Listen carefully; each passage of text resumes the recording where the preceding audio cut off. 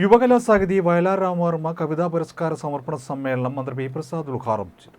യുവകലാസാഹിതി വയലാർ രാമവർമ്മ കവിതാ പുരസ്കാരം സമർപ്പണ സമ്മേളനം മന്ത്രി പി പ്രസാദ് ഉദ്ഘാടനം ചെയ്തു.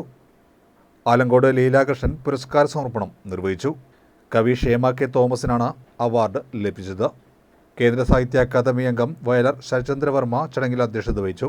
സ്വാഗതസംഘം ചെയർമാൻ NS ശിവപ്രസാദ് സ്വാഗതവും സെക്രട്ടറി റെജി പണിക്കർ നന്ദിയും പറഞ്ഞു.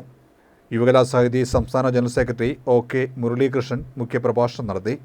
ഡോക്ടർ വത്സൻ വാതുശ്ശേരി, മുൻ പാർലമെന്റ് അംഗം TJ ആഞ്ചലോസ് എന്നിവർ സംസാരിച്ചു. പുതിയ ഈ വർഷത്തെ പുരസ്കാര സമർപ്പണ പരിപാടിയിലാണ് നമ്മളെല്ലാം പങ്കെടുക്കുന്നത്. കൊങ്കണി എന്ന കവിതാ സമാഹാരത്തിലാണ് ഇക്കൊല്ലത്തെ വയലാർ രാമവർമ്മ കവിതാ പുരസ്കാരത്തിന് അർഹതയുണ്ടായിരുന്നത്. ക്ഷേമ കെ തോമസിനെ ഹൃദയം നിറഞ്ഞ് അഭിനന്ദിച്ചുകൊണ്ട് ഔപചാരികമായി ഉദ്ഘാടനം ചെയ്യുന്നതായി അറിയിക്കട്ടെ.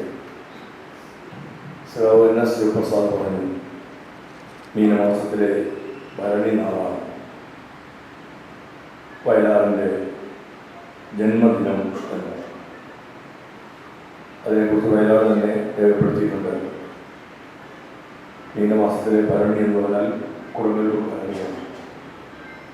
കൊടുങ്ങല്ലൂർ ഭരണിക്ക് കൊടുങ്ങല്ലൂർ കുഞ്ഞിക്കുട്ടൻ തമ്പുരാനും ചേർത്ത രാമൻപിള്ള ആശാനും മത്സരിച്ച് പൂരപ്പാട്ട് പാടിക്കൊണ്ടിരുന്ന മുഹൂർത്തത്തിലാണ് ഞാൻ പിറന്നു വീണത് എന്ന് വയലാർ തന്നെ രേഖപ്പെടുത്തിയിട്ടുണ്ട്. അടുത്ത ഭാഗത്തുണ്ട്, ആ മത്സരത്തിൽ രാമൻപിള്ള ആശാൻ വിജയിച്ച് വരികയുണ്ടായി എന്നും കൂടി രേഖപ്പെടുത്തിയിട്ടുണ്ട്.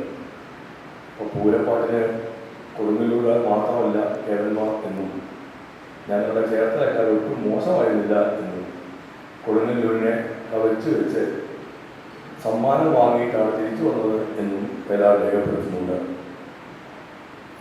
വയലാർ രാമവർമ്മ എന്ന കവിയെ, വയലാർ രാമവർമ്മ എന്ന സാഹിത്യകാരനെ അനുസ്മരിക്കാൻ കഴിവുള്ള ധാരാളം പേർ ഈ വേദിയിലുണ്ട്.